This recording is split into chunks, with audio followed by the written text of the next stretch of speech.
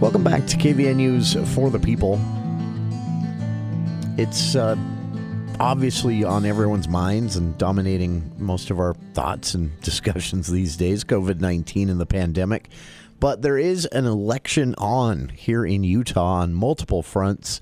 We have primaries surrounding us in the gubernatorial race, primary in the nomination for the Congressional District 1 candidates, and that primary plays out on both sides of the political aisle. We've spoken with many of the Republican candidates already here on the show, but it's been a while since we checked in with the two candidates. You'll see if you are a Democrat or an unaffiliated voter and request the Democratic ballot on the June 30th primary. You'll see a primary play out between Darren Perry and Jamie Cheek. Joining us right now, Democratic candidate for Congress here in the 1st Congressional District, Jamie Cheek. For listeners, her website is Cheek for Utah.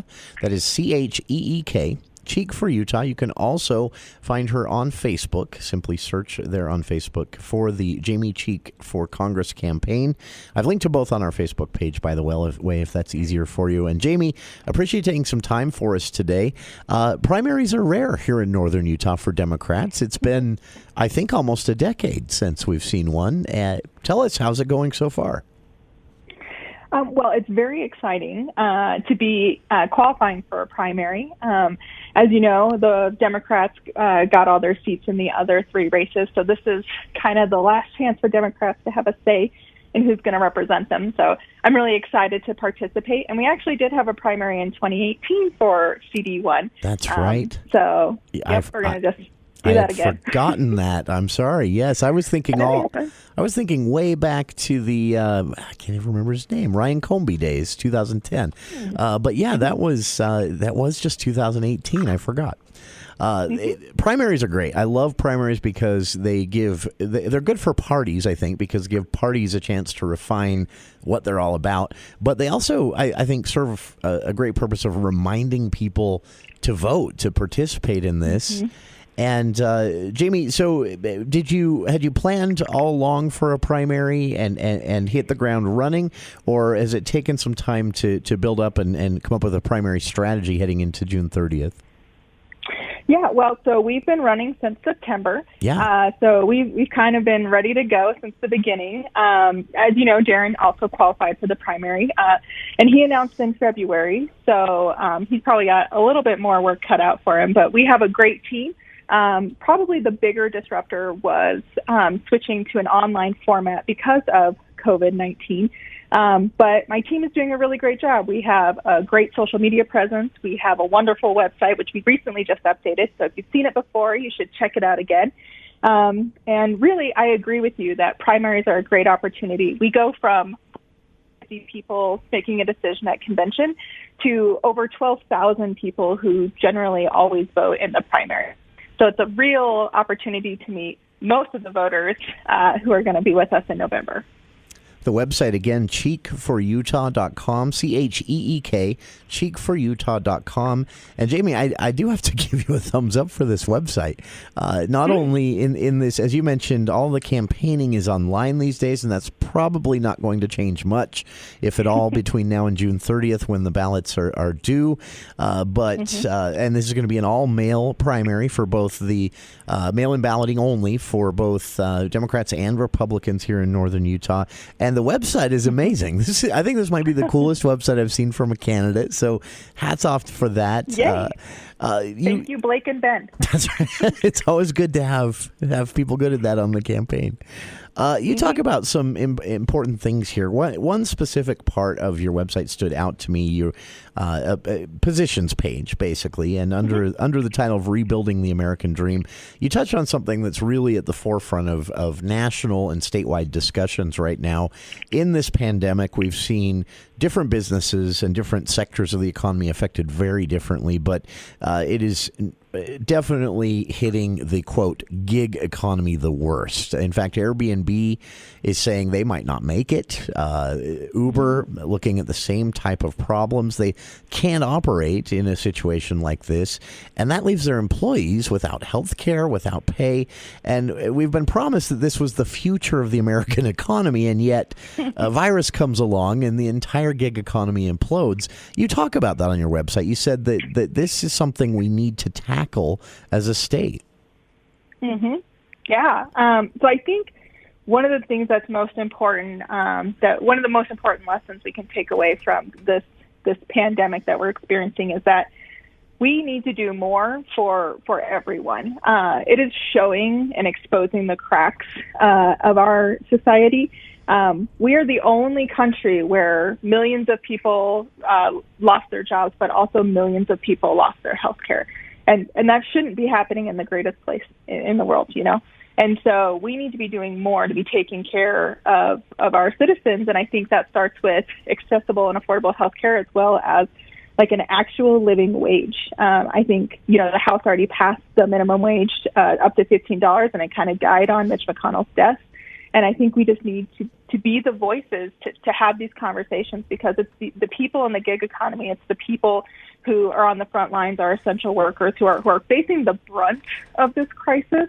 And we're not doing anything for them. If anything, we had, you know, millions of people apply for unemployment, and now we're reopening the country. And it's not because the country's ready to be reopened. It's because we want to move people off of unemployment. And that's unfortunate because it's there for a reason. And we should be prioritizing safety over the economy.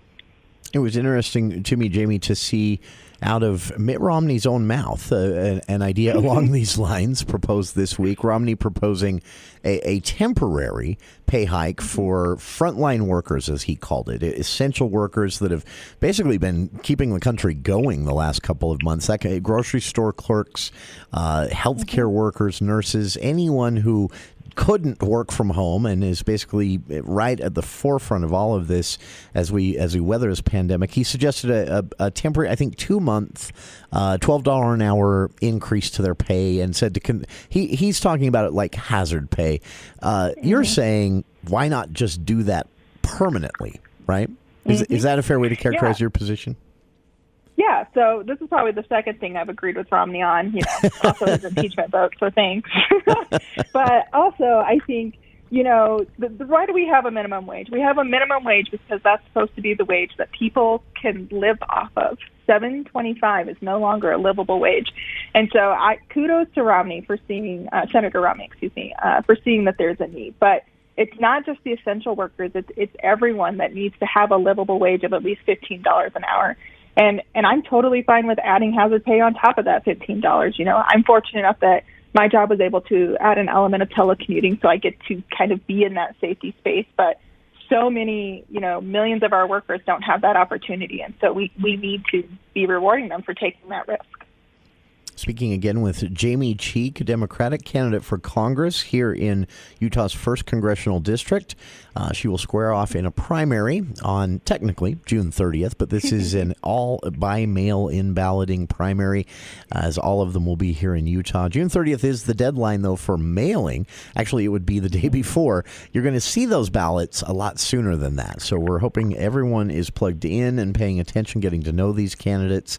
Cheek4Utah.com is the website. You can also find the campaign on Facebook. Just simply search Jamie Cheek for Utah, and I've linked to both on our own Facebook page if that's easier for you to find them there.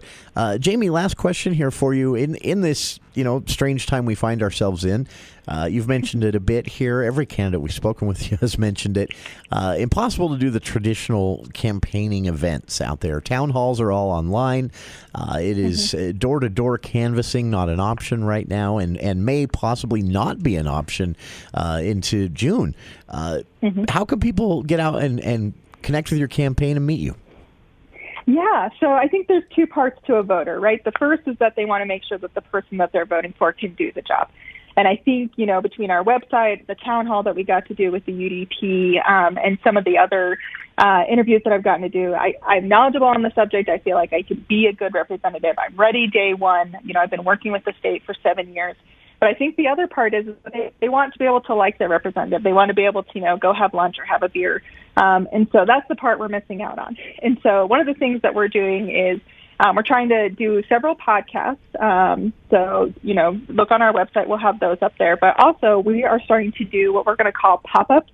And those are going to be through Zoom, but they'll show up on Facebook. And it's just us meeting with people who live in CD1 to talk about issues that are affecting them. And we want, voters to see the issues that are happening on the front lines. And so it's a way for them to see stories that matter, but also, talk with me and ask questions.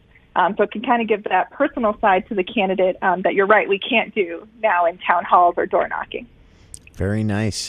Candidates, as well as campaigning for their own election, also serve an important role to remind people there is an election.